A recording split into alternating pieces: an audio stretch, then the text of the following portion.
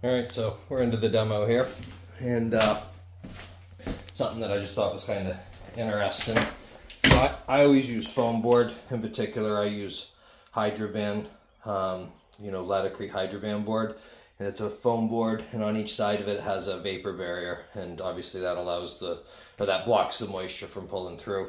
This is Durock. I assume it's Durock anyway. It's old, so probably Durock. And they didn't do any kind of waterproofing. They actually, if you look closely, I don't know if you can see that or not, but it's hard to see. But you can basically see that they didn't even tape the corners or anything. I think the only reason why it lasted without showing those signs is because it's a mosaic, and the mosaic has a mesh backer, so probably was it saving grace. But they didn't waterproof or do anything. They put this plastic on, which actually in some ways is actually the worst thing you can do because it pulls the moisture to it, and there's a thing called efflorescence, and as moisture travels through, cement board or tile or whatever, concrete, it basically creates like a calcium deposit. And I just thought it was really neat because I've never seen one quite like this, but that was right down there by the base of the shower. And as you can see, it's really wet.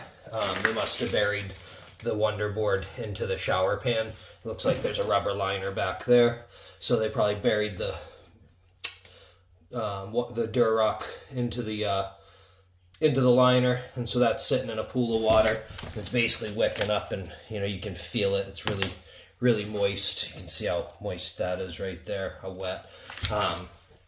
And so as the moisture was leaching through and, being attracted to the plastic, I assume, it pulls out the salts and other minerals of that area and creates a, like a calcium deposit. And so that's what it is. And it's a pretty big, you can see compared to my hand here, it's a big calcium deposit with some pretty decent sized chunks in it. It's really, really interesting. So first thing that I've observed. Happy with how the demo's going so far. My goal is to not do anything to the outside.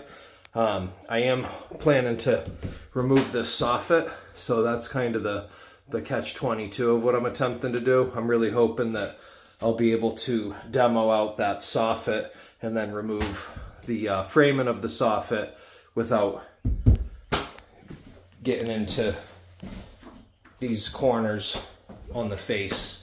Just trying to save them from extra work. And then what I'll do is I'm actually installing a new ceiling, so I'll run the tile past a little bit wherever my